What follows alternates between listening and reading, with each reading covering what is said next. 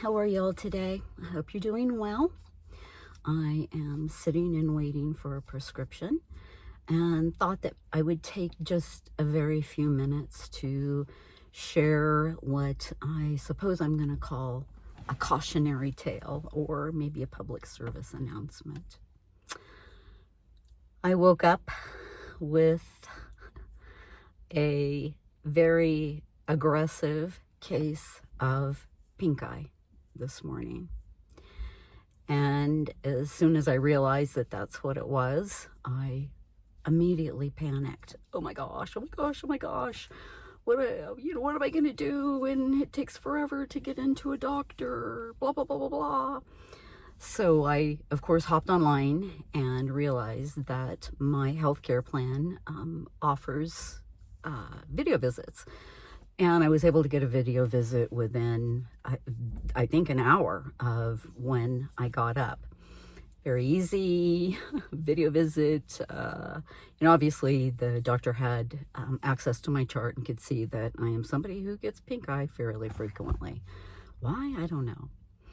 And how I got pink eye is another very interesting thing, because quite frankly, I have no idea how I got pink eye. But guess what? Pink eye isn't really the subject of this video.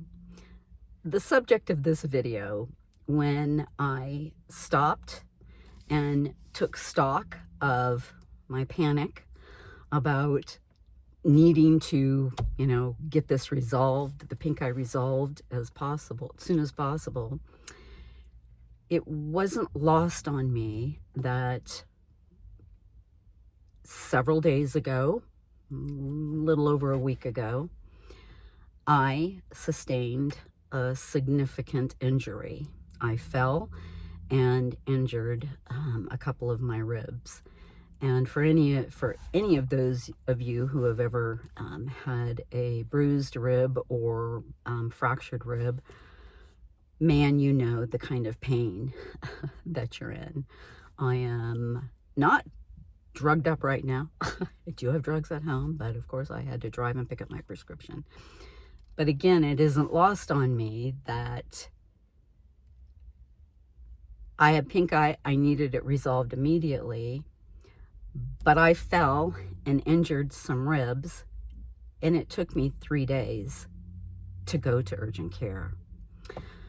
I am not proud of that, but I don't, my head is saying, why? Why did you wait for so long? The minute you realized you had pink eye, you needed to be seen immediately, and you knew you were going to need a prescription. Why didn't you take that fall more seriously? And that is something that I will have to work through, but I do know that it's partially that I sometimes feel invincible. I've lived my life fairly luckily where I haven't had very many injuries.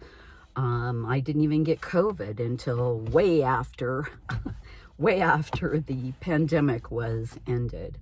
I had it again not too long ago, but again, not somebody who gets sick a lot, and definitely not somebody who injures themselves frequently. And that, I am extremely grateful for that. So when I do get sick or when I do injure myself, I don't always take it seriously. My head immediately goes to, who am I letting down? How long am I going to be out? Who is this going to affect? Okay, people, that isn't where your head needs to go. Hear me now. Where your head needs to go is, I'm injured. I need to go to the doctor. I need to see what's wrong with me, and I need to get it taken care of. Everything else can wait. You are important. I am important. I cannot lose sight of the fact that things will go on without me. None of us are indispensable.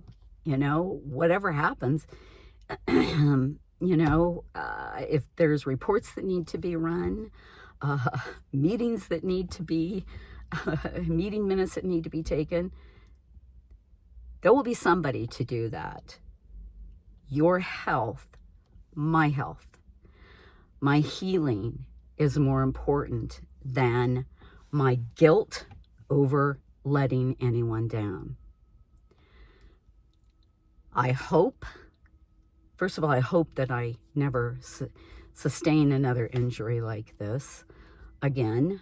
But if I do, my hope is that my head will be in the right place, and my first thought will be to get diagnosed, make sure you're okay, make sure nothing's broken, and focus on the time that I need to heal. If you're like me, if you can relate to that, stop it. Stop it right now.